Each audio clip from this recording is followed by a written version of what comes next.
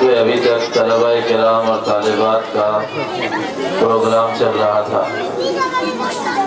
بچوں، آپ کا پروگرام ہم سب نے سنا ہے، اب آپ ذرا ہمارا بھی سن لو۔ سنو گے بھائی انشاءاللہ؟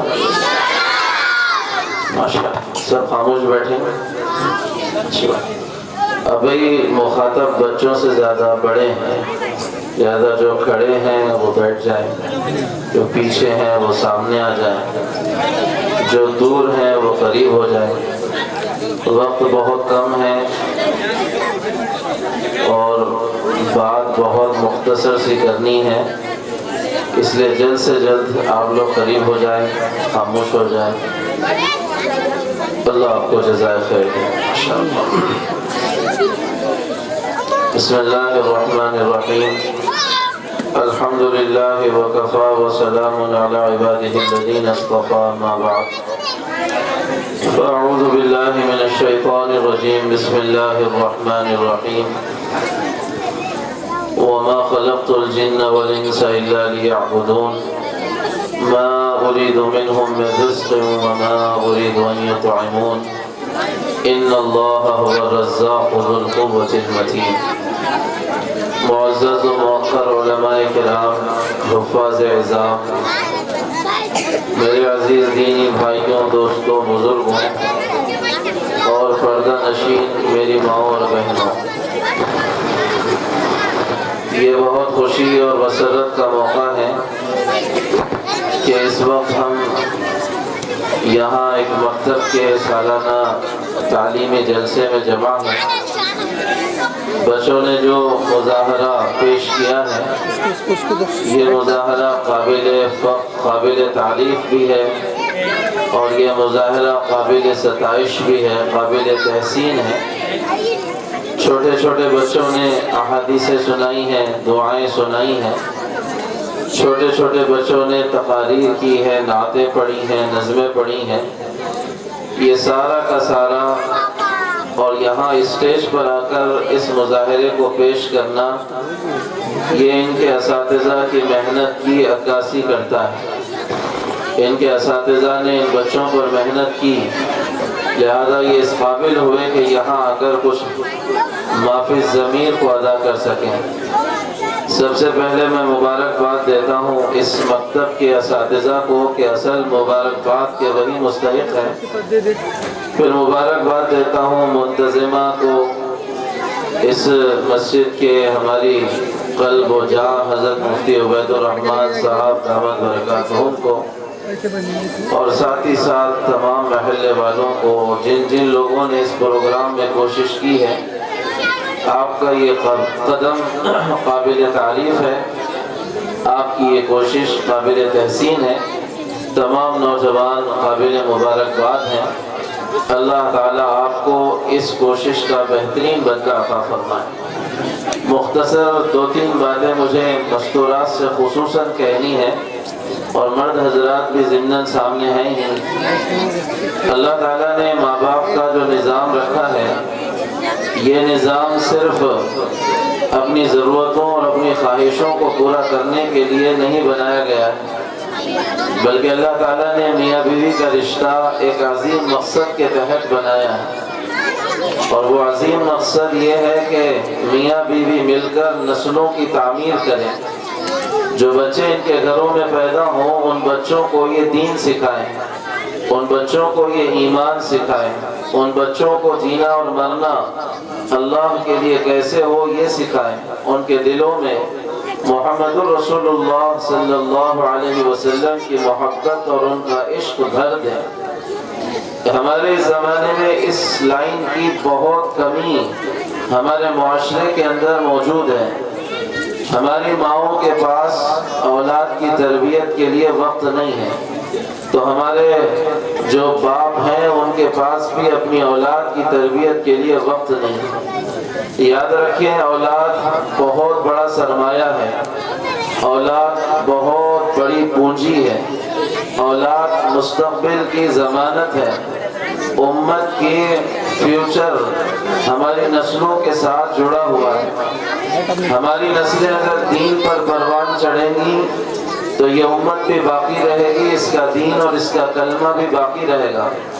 اور اگر ہماری نسلیں ایمان اور دین پر پروان نہیں چڑھیں گی، بڑھیں گی نہیں، تو یاد رکھنا آپ اور میں اپنی داڑھی، ٹوپی اور برقعے کے ساتھ قبر میں اتریں گے، ہماری نسلیں ہمارے دین کے جنازے نکال دے گی، ہماری نسلیں ہماری قبروں پر آ کر ٹھوکریں ماریں گی کہ ہمارے ماں باپ بے وقوف تھے، پتہ نہیں کس دین کے ساتھ زندگی گزار کر چلے گئے، انہیں دنیا اور دنیا کی لذتوں کا کوئی علم ہی نہیں تھا۔ یہ اعتراض ہماری نسلیں کریں گی اگر ہم نے اپنی نسلوں کو دین نہیں دیا۔ حالات کی خرابی کی سب سے بڑی وجہ ہے دین سے دوری، اور حالات کے سدھرنے کی سب سے بڑی جو بنیاد ہے وہ دین کی طرف پلٹنا ہے۔ اس وقت ہمارے اس ملک کے حالات جو بگڑے ہیں، ظاہری سبب آپ اس کے پیچھے جو کچھ بھی کہہ دیں، لیکن باطنی سبب خدا کی قسم یہی ہے کہ ہم اللہ سے اور نبی سے کٹے ہوئے ہیں۔ ہماری نسلیں اللہ اور اس کے نبی سے کٹ چکی ہیں۔ ہم نے اپنے بچوں کی طرف نہ توجہ دی، نہ ان کے ایمان کی طرف توجہ دی، نہ ان کے کلمے کی طرف توجہ دی۔ اور بہت معذرت کے ساتھ میں آپ سے کہنا چاہتا ہوں، خصوصاً مسکرات سے، کہ ہمارا گھر کا معاملہ سارا کا سارا، اگر آپ میں کی کوئی ساس ہے تو بہو کے جھگڑوں میں گزر رہا ہے، اور بہو ہے تو ساس کے خلاف لڑنے میں گزر رہا ہے، اور دیورانی کا جیٹھانی سے اور ننندوں کا بھابھی سے گھر کا حال آپس کے جھگڑے میں مہابھارت کا بنا ہوا ہے۔ یہ بچے ان گھروں کے جھگڑوں کے ساتھ جب ان کی تربیت کے بغیر باہر نکلتے ہیں، تو جب ان کو گھر میں محبتیں نہیں ملتی اور گھر میں یہ لڑنا پھرنا اور گالی گلوچ دیکھتے ہیں، تو باہر نکل کر ان کا بھی مزاج یہی بنتا ہے، ان کی بھی طبیعتیں یہی بنتی ہیں۔ ہم اپنی نسلوں کو اپنے ہاتھ سے تباہ کر رہے ہیں، اور ہم اپنے بچوں کا فیوچر اور مستقبل اپنے ہاتھ سے برباد کر رہے ہیں۔ لہذا اللہ کے واسطے اپنی نسلوں پر توجہ دیں۔ اب میں باپوں سے کہوں گا کہ اللہ کے واسطے اپنی نسلوں پر توجہ دو۔ یہ نسلیں امت کا سرمایہ ہے، خدا کی قسم۔ آپ حاجی ہو، نمازی ہو، داعی ہو، جو کچھ بھی ہو، آپ مولوی ہو، آپ عالم ہو، آپ حافظ ہو کہ مؤذن ہو، آپ جو کچھ بھی ہو، اگر آپ نے اپنے نسلوں کے ایمان کی فکر نہیں کی، ان کے دین کی فکر نہیں کی، تو یہ نسلیں کل قیامت کے دن آپ کا گریبان پکڑ کر اپنے ساتھ جہنم میں آپ کو لے کر جائیں گے۔ اس لیے اس وقت ہماری نسلیں باطل کے نشانے پر ہیں۔ میں بہت صاف لفظوں میں آپ سے کہہ رہا ہوں، ہمارے نسلیں، ہمارے بچے ہم سے زیادہ ہمارے دشمنوں کے نشانے پر ہیں۔ اس لیے نشانے پر ہیں کہ آپ اور میں اپنی زندگی کا ایک بڑا حصہ گزار چکے ہیں۔ اب اگر وہ ہم پر محنت بھی کرے تو 10-20 سال اور 25 اور 50 سال کے بعد آپ اور میں قبر کی دبیز چادروں کو اوڑھ کر کہیں مرے پڑے ہوں گے، ہڈیاں بھی گل چکی ہوں گی۔ لیکن یہ بچے ہیں جو آج نہیں تو کل امت کی باغ دوڑ سنبھالنے والے ہیں۔ یہ مساجد کا انتظام آج ان بوڑھوں کے ہاتھ میں ہے، وہ ان بچوں کے ہاتھ میں چند سالوں کے بعد جانے والا ہے۔ یہ محلوں کا نظام آج ان نوجوانوں کے پاس ہے، چند سالوں کے بعد یہ پڑھیں گے اپنے گھروں کے اندر، دکانوں کے اندر، کاروباروں کے اندر۔ ان محلوں کا نظام ان بچوں کے ہاتھ میں آئے گا۔ یہ بچیاں چھوٹی چھوٹی جو بچیاں معصوم نظر آ رہی ہیں، آگے چل کر انہی کی نسلیں بڑھیں گی۔ اگر ان کو دین نہیں دیا گیا اور ان کے ایمان کی فکر نہیں کی گئی اور ان کا رشتہ اللہ سے اور محمد رسول اللہ صلی اللہ علیہ وسلم سے نہیں جوڑا گیا، تو اپنے ایمان کی خیر مناؤ اور اپنے دین کی خیر مناؤ، اور اپنی مسجدوں کی تعمیر پر مت اتراؤ کہ ان کو یہی توڑ ڈالیں گے اور ان کو یہی برباد کر ڈالیں گے اور اس کے جنازے یہی نکال دیں گے۔ اس لیے بہت ضروری ہے، خصوصاً مائیں چھوڑیں اپنے گھروں کے جھنجھٹوں کو اور چھوڑیں اپنے گھروں کے ان جھگڑوں کو اور پنچایتوں کو، ذرا توجہ دیں اپنی نسلوں پر، توجہ دیں اپنے بچوں پر، کیا سیکھ رہے ہیں کیا نہیں سیکھ رہے ہیں۔ زبان سے گالیاں تو نہیں دے رہے ہیں، ناچ گانے کا مزاج تو ان کا نہیں بن رہا ہے، بے حیائی ان کی طبیعت میں تو نہیں آ رہی، موبائل فون لے کر بیٹھتے ہیں تو کیا گندگیاں ان کے ذہنوں میں گھسائی جا رہی ہے۔ یہ سب توجہ دیں۔ آپ ماں باپ کو آج اس لیے فرصت ہی نہیں ہے، باپ تو بیچارہ نکڑ اور چوراستے پہ بیٹھ کر کس کے چبوترے کی فرشیاں گھس گھس کے توڑنے میں لگا ہوا ہے، تو ہوٹل کی دکان، ہوٹل کی جو ہے تو کرسیاں خراب کرنے میں لگا ہوا ہے۔ وہ امریکہ سے لے کر لندن تک اور لندن سے لے کر یورپ تک اور یورپ سے لے کر افریقہ کے جنگلات تک اور وہاں سے نکل کر پورے ایشیا تک اور پھر وہاں سے نکل کر پورے عرب کی اس کو فکر ہے، لیکن فکر نہیں ہے تو اپنے گھر کی اپنی نسلوں کی فکر نہیں۔ آج بش کے بارے میں کچھ کہا جائے تو 10 باتیں بول دے گا، ٹرمپ کے بارے میں بولے تو معلوم ہوگا کل کہاں اترنے والا ہے اور کہاں جانے والا ہے، لیکن اس کے بچے کے بارے میں پوچھو تو نہیں، گھر پہ ہوگا شاید نہیں معلوم، پڑھ رہا ہے شاید نہیں معلوم، مدرسہ جا بھی رہا ہے شاید نہیں معلوم۔ یہ لاپرواہی نسلوں کو تباہ کر رہی ہے۔ میری آپ سے درخواست ہے، اور یہی صورتحال ہماری عورتوں کی ہے، وہ یا تو سونے چاندی کے جھمیلوں میں پڑی ہوئی ہے، یا جھگڑوں میں پڑی ہوئی ہے، یا آپس کے انتشار میں پڑی ہوئی ہیں، یا سیریلوں سے ان کو فرصت ہی نہیں ہے، یا ٹی ویوں سے ان کو فرصت ہی نہیں ہے۔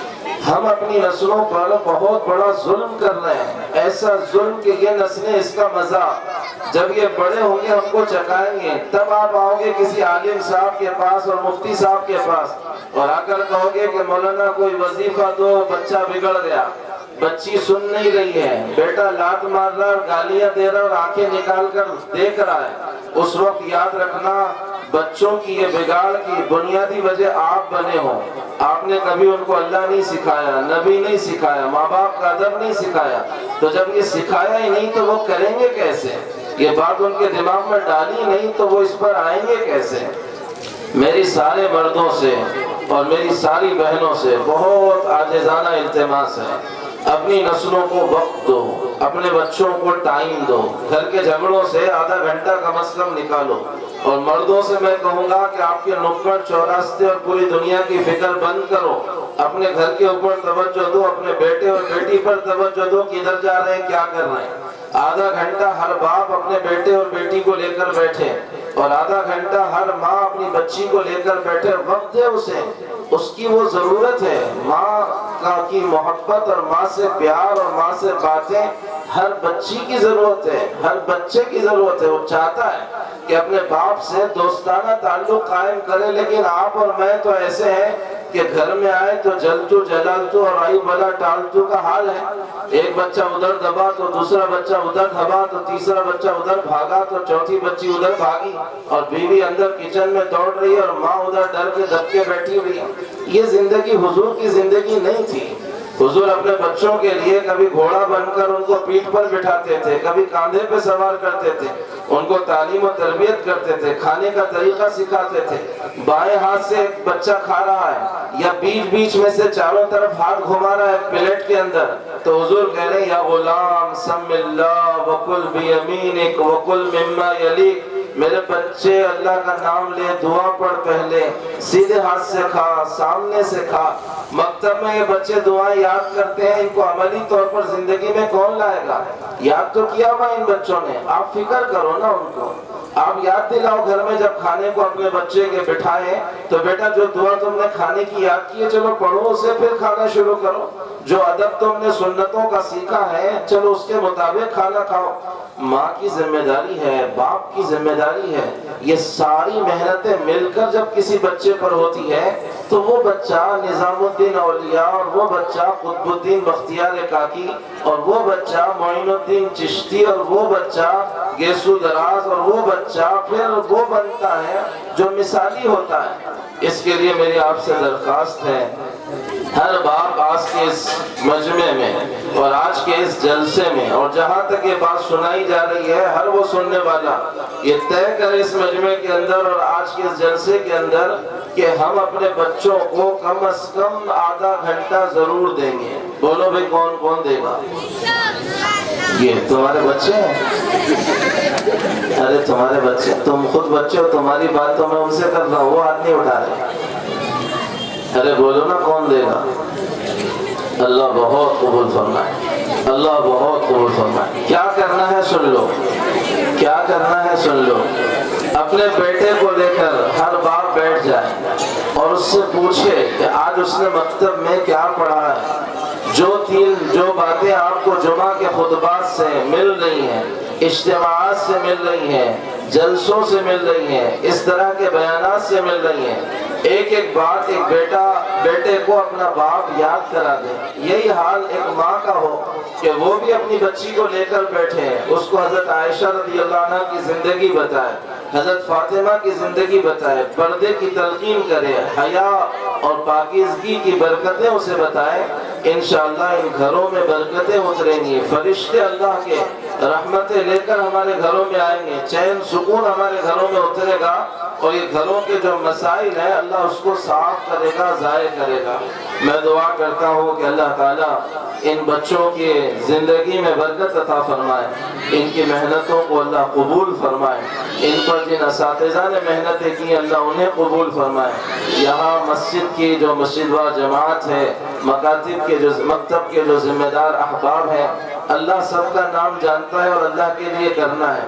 جنہوں نے جو کچھ کیا ہے اللہ اس کا بہترین بدلہ ان کو بھی دے, ان کی نسلوں کو بھی عطا فرمائے.